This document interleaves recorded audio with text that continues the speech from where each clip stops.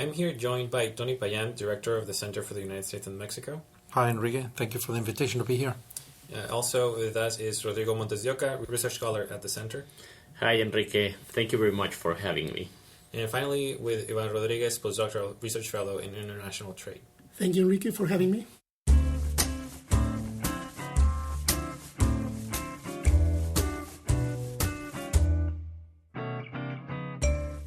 Hello, I am Enrique Quesada, and this is Mexico Centered, a podcast from the Center for the United States and Mexico at Rice University's Baker Institute for Public Policy.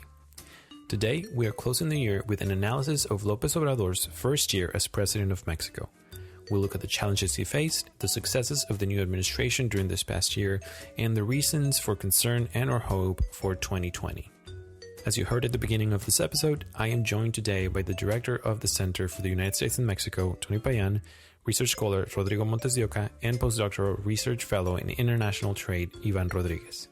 The three of them have been on the podcast before, and it's a pleasure to have them back and to do this episode together.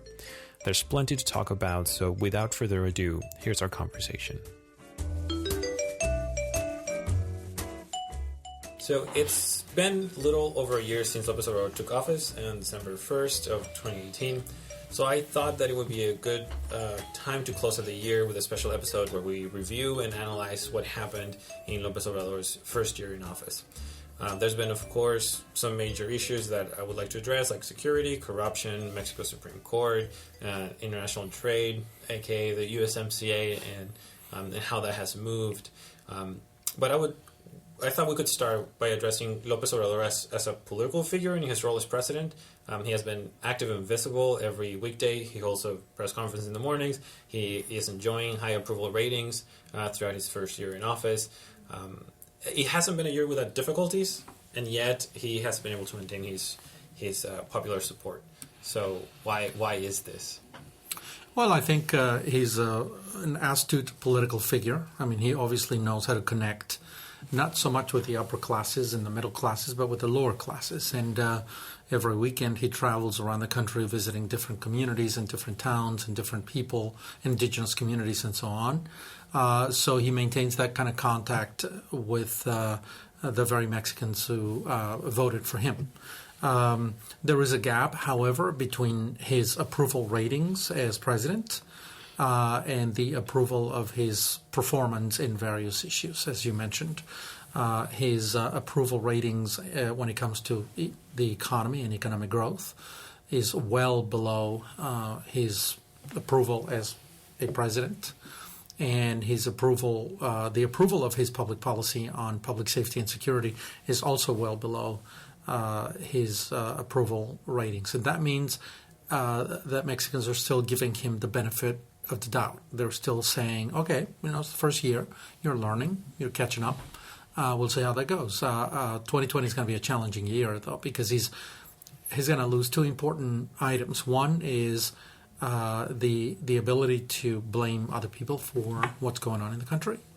And then I think it'll be a year in which the opposition might actually come together again. It always takes a while for the opposition to regroup after a beating like this one.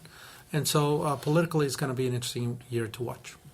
I want to add that López Obrador is also a politician that knows how to use the symbols. He's great using them. First, he used a lot of historic, religious, and also politic symbols. He visited a lot of towns that in the history of Mexico, any president visit them. And also, he has a great contact with the people. He used a kind of words, a kind of symbols that connect excellent with all the people in Mexico. Right, I remember one of them being making Los Pinos the official residence of presidents. Before him, now a museum that people can visit. Right, yes. This kinds of symbol that he's very good at using.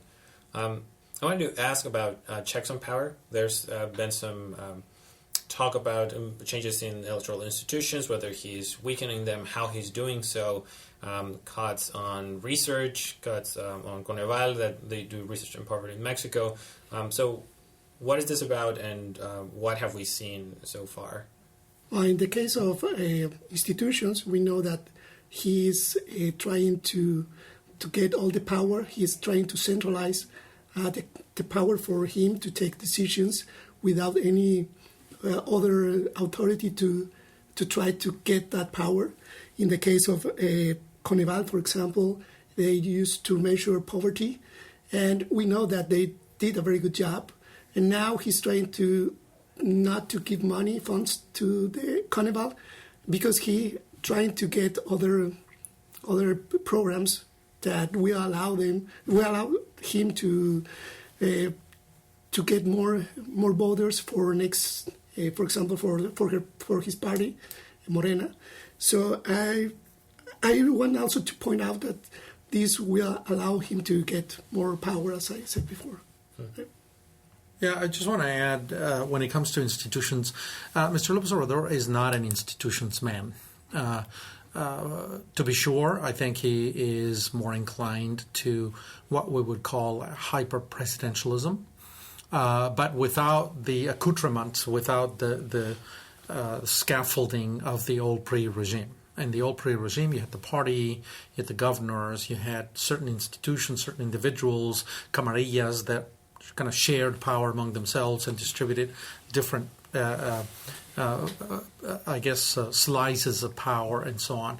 Mr. Lopez Obrador concentrates power in himself. He doesn't really believe in delegating. He doesn't believe in relying on institutions to carry out his orders. He wants to make decisions himself on a day-to-day basis on every single issue, from the building of an airport to the building of a refinery to smaller projects to designations of individuals and so on. So he clearly makes all those kinds of decisions. So the danger, I think, is that Mexico is faced today with something that the country had not seen in 100 years. Because during the pre-regime, you had all these different institutions, right? Or at least the different kind of meta-understandings about how things worked. And nobody stepped off the line. And the PAN tends to be a very institutional kind of party, and so those 12 years were a little bit like that. With Peña, also, you saw quite a bit of institution building in spite of the corruption. With him, it's not about institutions. It's about him, his ego, his power, his hyper-presidentialism, his concentration of the decision-making in his hands, and his cabinet is essentially emasculated. Hardly anybody in his cabinet makes any decisions that are worth speaking for. I wanted to ask about governors. Have they played any major role this year? So governors started to have a lot of power at the end of the pre-regime, before the Payan came into government, and they stayed important actors. Have we heard much of them? That's a great question, because Morena is the party with less governors, but in the last 5 years, they have 5 governors, and the PAN has 9 governors, and PRI has 12 governors. So they need to be a really check and balance for the presidential power. The most active governors are the PAN, the governors of the Partido Acción Nacional. And I think they are doing a great job trying to counterbalance this presidential power. So, moving on to another part of government that can be a check and balance, the Supreme Court. So we saw, I think, some significant movements this year in the Supreme Court. There were 2 outgoing justices, and so the president had a chance to nominate people for these 2 positions. And then we had this incident with Justice Eduardo Mora. So if you can talk about what that is, and then we had the 3rd appointment actually happen. So yeah, you said to date, López Obrador has appointed 3 of the 11 Supreme Court justices. The first one was Justice Juan Luis González Alcántara, who was the former chief magistrate of the Mexico City State Court during when Lopez Obrador was mayor of Mexico City, he's also a law professor in many universities in Mexico. The second one was Justice Yasmín Esquivel Moza, who is also a former magistrate of Mexico City Administrative Court. But all the opposition parties protest against this appointment because she's married to José María Riobó, that is one of the main advisors of President López Obrador on infrastructure issues, especially in the construction of the Santa Lucía new airport.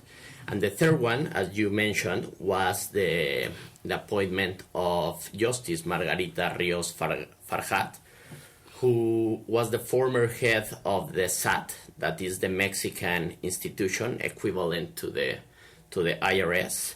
And this was last week, no, the first week of December. So there are a lot of changes, and he will appoint in the first month of the 2024 year, fourth justice. No, so in all his term, he will appoint 4 justices of the 11. Yeah. I think there is something to be pointed out there, and I want to believe that. Perhaps is more of a belief than a reality. But it cuts both ways, right? If in the future the president is not a Morena president, when these justices are going to check him. Right. So for now, he's appointing people who are amenable to his ideological bent in the hope that any constitutional challenges to the laws that he pushes through Congress may be favored in court when challenged. But the opposite will be true. If somebody else comes into power, then these will definitely keep that president in check. So I don't see it as dramatically tragic. That's the way it goes. I mean, I'm sure, that other presidents like Peña himself appointed Medina Mora, who was an ally, a political ally. So it's not completely strange. What is important to point out here is the fact that some of his appointments do smell of the old habits of appointing not people who are amenable to your ideological bent. That happens in the United States as well. Yeah. Republicans appoint Republicans and Democrats appoint Democrats. But the fact that they're so close to people who are actually collaborators of his, and that I think is where we may be, he may be exposing himself to the very same corruption accusations that others have been in the past. So one of the appointments happened because some believe that the government pushed out Medina Mora through these charges that were made through the WIF, through this financial intelligence. And WIF, we actually had Santiago Nieto, the director of the WIF, in the podcast before, and we talked about this. So can you talk a little bit about this fight against corruption through financial intelligence, that this seems to be something new happening in the government? Yeah, well, the point here, to try to fight corruption, you have many ways to do it. One is to go for the money. And right now, Santiago Nieto is doing a very good job in that part. In my perspective, I think that he has not only to go for major people that was in the past governments, but also, for example, he tries to go for people in the soccer teams, for example, but they don't have the resources. So I guess that Santiago Nieto needs more people, more universities, for example, that can help him to allow to understand and to see where are these people that are getting money to trying to get this corruption out of the Mexico system. So that's what I think, that he's doing a very good job in that way. I want to say something about corruption, because I think Rodrigo pointed out correctly that Mr. López Obrador is an able user of symbols and rhetoric, and corruption has been his flag, and he's certainly talked about that. He talks about that almost every day. But we have to remember, Ivan conducted a study on corruption and how we measure corruption.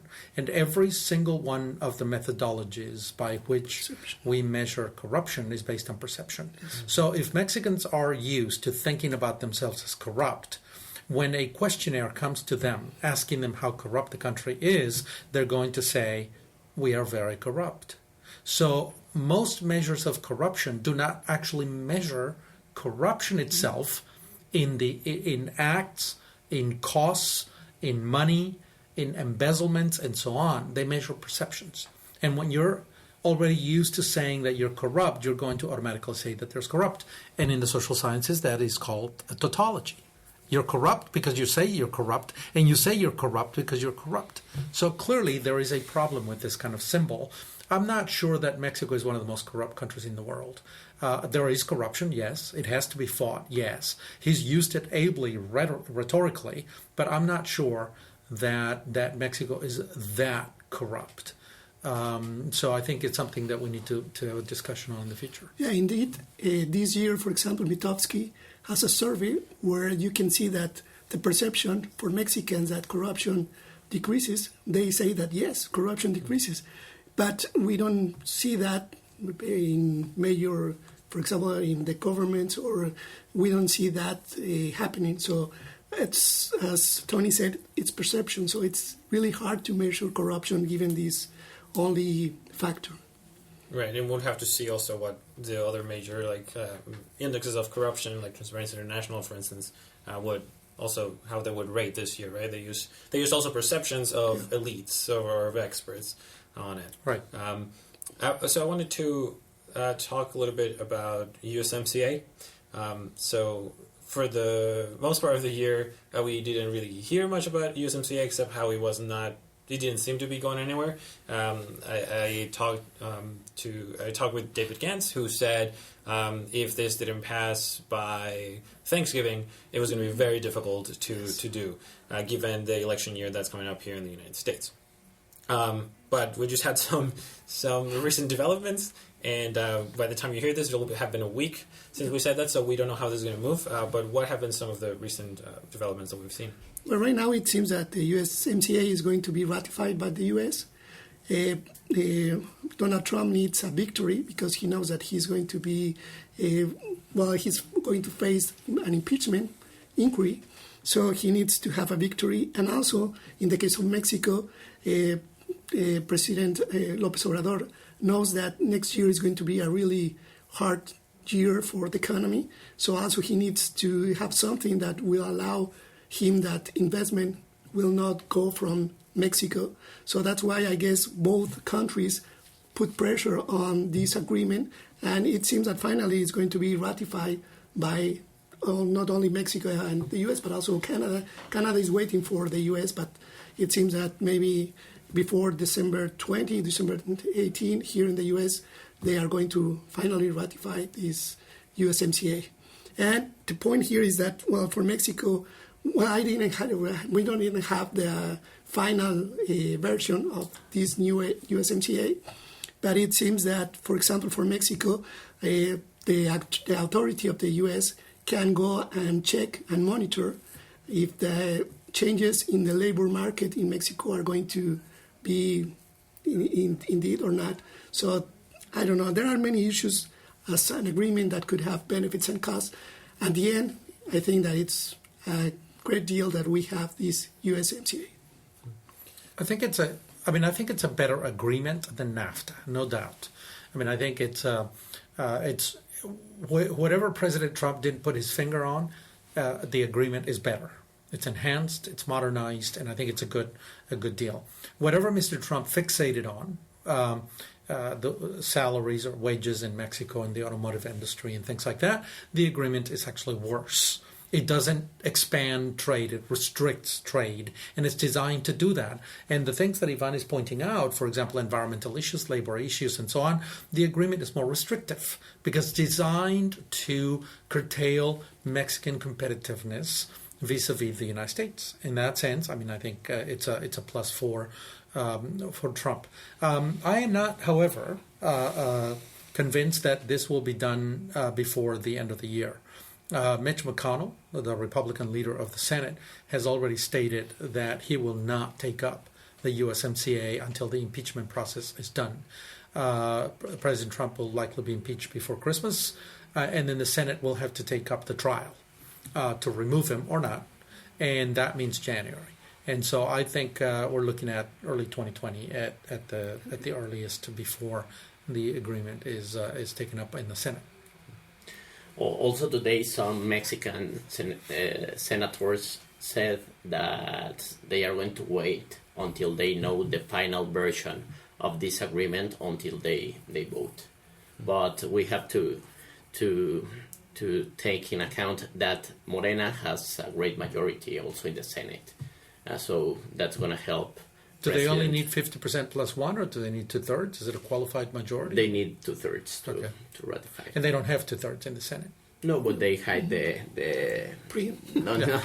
they have very allies there that they can help them to get the 2/3 without any problem. And it's probably a fair thing. You want to know what you're signing on to. So you want to have a chance to read the agreement. It was just signed yesterday. Right. So, talking a little bit about perhaps having some allies in Congress, I want to talk about the party system. This is one of the things that I personally find fascinating, just because, as you said, Tony, after a loss like the one that the three major parties had when Lopez Obrador won, everyone's trying to find out what they're about, what they're going to do, and it seems to me that they haven't yet, and that there is no clear opposition. Parties. It just seems like they are claiming to be in the opposition, they are complaining, but there's not much programmatically that they are offering. That it seems like they'll be strong, that they'll come perhaps in next year's the two elections that are happening, or perhaps in 2021 for the midterms. Where is the party system at, and is there really any opposition either from the PAN, from the PRI, or the dying PRD at this point? Well, the opposition in Mexico is definitely weakened, no doubt. The political parties are pulverized. Morena, by far, is the biggest party. The recent poll that came out in El Financiero, I think, a couple of days ago, shows Morena with 36% of sympathy among the Mexican electorate. And the PAN way below that with a third, about 12%, and every other party below that. So clearly, but 42% of Mexicans express no sympathy for any particular political party. Well, I mean, it's grown, right. Which means that most Mexicans are beginning to say, "Hey, my vote is my vote. My partisan preferences are mine to determine when I decide." Which means that slowly the culture of democracy has been sipping into Mexican society, and most Mexicans are willing to say, "Hey, I don't identify with any one party. I will decide when the time comes." So I think this is an opportunity for the opposition to rise and to coalesce again. For right now, it takes a while. I mean, you have to remember, when the PRI lost the elections in 2000, it took them a long time. It took them a few years to regroup and to get strong again. And it took 2 sexenios for them to come back to power. When the PAN lost the elections to Peña Nieto, they also were kind of adrift, like St. John the Baptist in the desert, sort of wondering, figuring out what's going on. I mean, it takes a while for the opposition to regroup, reconnect with their base, and articulate a message. I think it will happen over 2020, early 2021. And the significant elections are in June 21, and we're likely to see a much more diverse landscape when it comes to political parties in mid-21. So I wanted to close out here, shifting our focus to 2020. So given what we have seen from the current administration in 2019, what can we expect in 2020? We have some important challenges, especially, I think, if the economic challenges and the security problems continue this way, perhaps we won't see Lopez Obrador. We'll see Lopez Obrador approval ratings go down. What kind of things do we expect to see? Unfortunately, the economy is going to be weak. 2020. In 2019, the economy of Mexico barely grew. Basically, right now the rate is expected to be between 0 and 0.1%. That means that production stopped this year, and it has some implications in many issues because, well, we know that GDP measures not only production but also the national income. And if national income is right now zero, the rate of growth of that means that Mexicans do not have money to spend on goods and services. So at the end, and firms, by the opposite, they have to low cost, they have to fire people. So that's why the unemployment rate in 2019 increased. So what we expect is that maybe this tendency is going to be, but maybe because of the learning by doing, they are going to not to be too bad as like 2019. But unfortunately, I guess that the next year is going to be really tough for Mexicans. I want to point out two things, for 2020. First, I think that the gap between the reality and the expectations is going to increase, and that will affect President Lopez Obrador. Maybe his approval rating will decrease a few points, and the people are going to start to seek for new options. Also, the second issue is that in 2020 we are going to have, it's most likely that we are going to have 3 new political parties. The first one is the Redes Sociales Progresistas. That is an organization that is connected with the Professor Elbester Gordillo, that was the former leader of the Education Union in Mexico. The second one was Encuentro Solidario, that is a party who is composed of evangelical churches. And the third one is Mexico Libre, that is an organization that is related with former President López Obrador and the former candidate Margarita Zavala. Yeah. Former President Calderon. Former President Calderon. Yeah. So we are going to have there are no new options because the 2 of these new political parties lost the registration in the past election, in the 2018 election. And maybe we are going to see some efforts for the Actional National Party of the PAN to convince the former President Calderon and the former presidential candidate Margarita Zavala to try to convince them to come back to the Actional National Party. That for me, in my opinion, that will be an excellent opportunity for the opposition in Mexico. Yeah, I agree. I think that the opposition is pulverizing. I mean, you don't have a true left in Mexico right now. The PRD, which is the closest to a modern left, is really a very small party now. But and the MC, which is kind of also left of center. So the natural, it seems kind of odd, but the natural alliances that have taken place in the past are MC, PRD, and PAN. So you may see a lot of these groups, and if Mexico Libre joins the alliances, you may then begin to see a coalition that is sufficient to check the president. For right now, the president has no checks.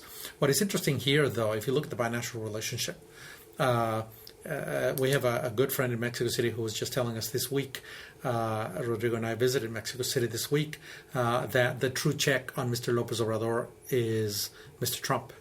Because Mr. Trump says, this is what you're going to do on immigration, and Mr. Lopez Obrador bends over backwards to accommodate those demands. And now he says, this is what you're going to do on security, and Mr. Lopez Obrador has to do it. This is what you're going to do on trade. If not, there's no agreement, and Mr. Lopez Obrador bends over backwards to accommodate Washington.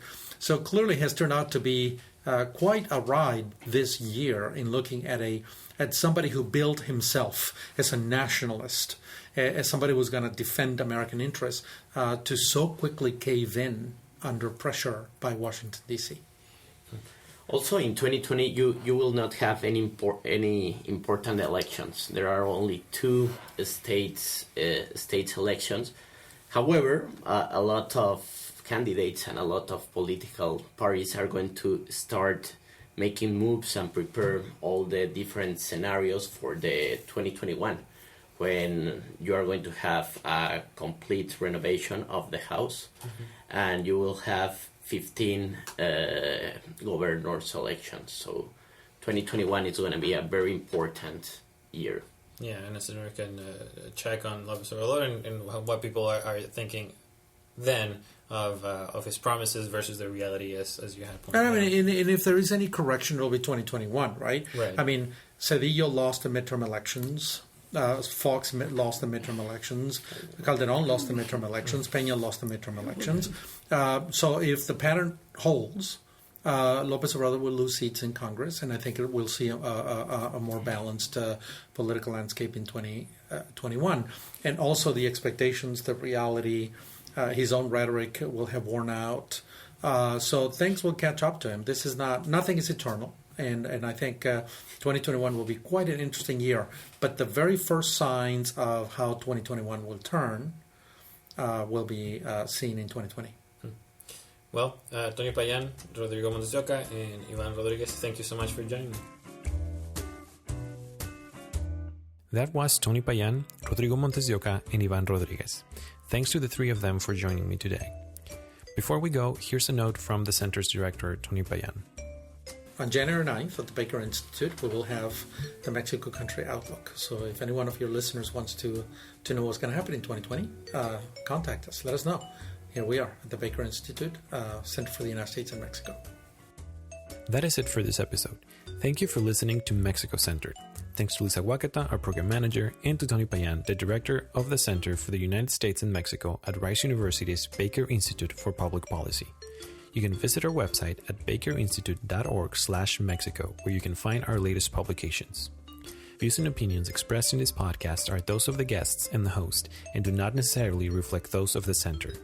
If you have any comments or suggestions, or if you want more information about the event Mexico Country Outlook 2020 that is taking place on January 9th, you can email us at usmexicocenter@rice.edu. Again, that is usmexicocenter@rice.edu. We would love to hear from you. Mexico Centered is available on Apple Podcasts, Google Play, Stitcher, and Radio Public. You can subscribe through your favorite podcast app to receive all of our new episodes directly on your phone. I am Enrique Quesada, and we'll see you after the holidays.